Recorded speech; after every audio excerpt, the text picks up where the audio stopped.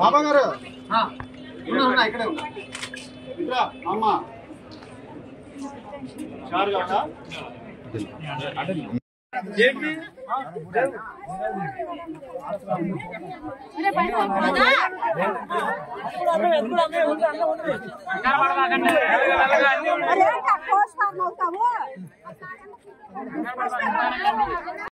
నుంచి జగన్ కాలేజీ మాట్లాడుతున్నాము. ఇక్కడ మా పరిస్థితి చాలా బాధాకరంగా ఉందండి. బట్ ఇక్కడ అసలు జగన్ కాలనీ ఉందా లేదా అని కూడా తెలియదండి. ఒక నాయకుడు కానీ ఎవ్వరూ కానీ పట్టించుకోలేని పరిస్థితి.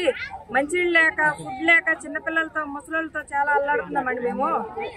దయచేసి కొంచెం నాయకులు ఎవరన్నా వచ్చి కొంచెం చూడండి మా కాలనీ పరిస్థితి ఎలాగుందో. ఒక రోడ్ లేదు, కరెంట్ లేదు, నానా అవస్థలు పడుతున్నామండి కాలనీ వాళ్ళు.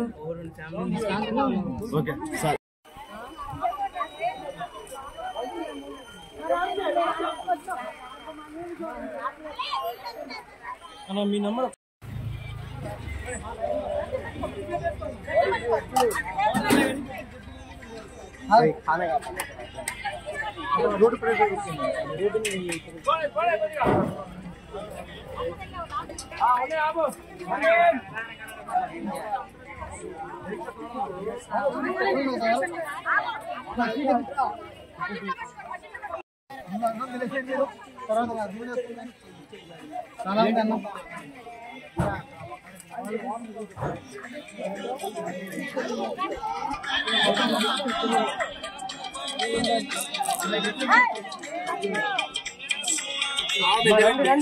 రోడ్డు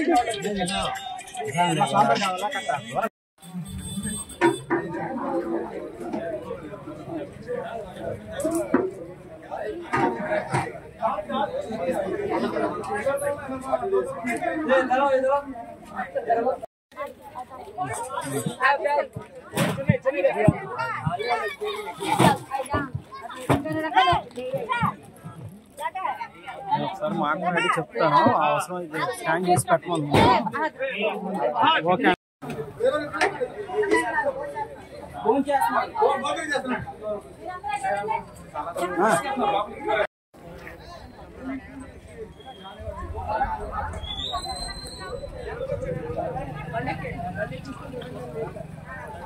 అరే సార్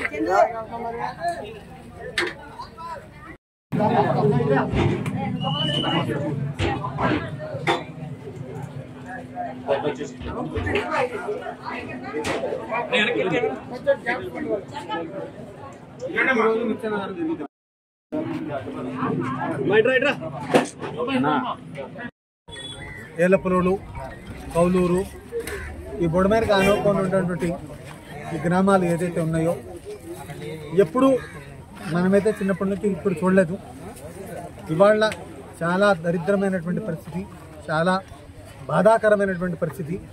కనీసం మంచినీళ్ళు లేక భోజనాలకి పాలకి ఇబ్బంది పడుతూ పాముల్లో భయం, చీకట్లో చాలా భయంకరమైనటువంటి పరిస్థితిలో ఆడపిల్లలు కానీ, మగపిల్లలు కానీ, చిన్నపిల్లలు కానీ ఇబ్బంది పడుతున్నటువంటి సమయంలో కొండపల్లి హజరత్ సయ్యద్ షా బుఖారీ నిత్యాన్నదాన కార్యక్రమం ఏదైతే ప్రతిరోజు అక్కడ జరుగుతుందో, ప్రతిరోజు దాదాపు ఒక 500 మంది అన్నం తింటుంటారు. ఇక్కడ ఉన్నటువంటి వాళ్ళు మాకు బాధగా ఉంది, అన్నం కూడా అందట్లేదంటే వెంటనే స్పందించి ప్రతిరోజు వాళ్ళకి 2 పూటలు కూడా భోజనం అందించాం.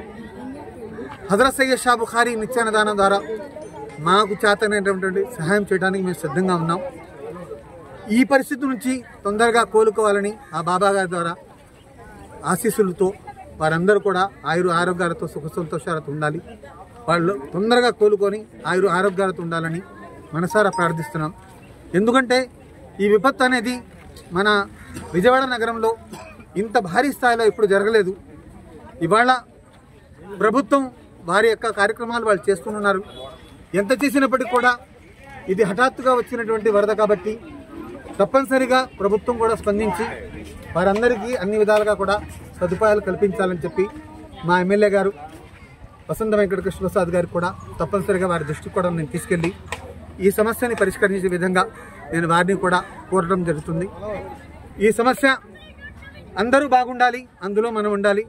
వీళ్ళకి ఈ సమస్య నుంచి ఎప్పటి వరకు ఈ నీళ్లు ఈ బాధ ఉంటుందో సయ్యద్ షా బుఖారీ బాబా నిత్యాన్నదానం ద్వారా వారికి 3 పూటలు కూడా అన్నం అందించడానికి మేము సిద్ధంగా ఉన్నామని చెప్పి మాటిస్తున్నాను.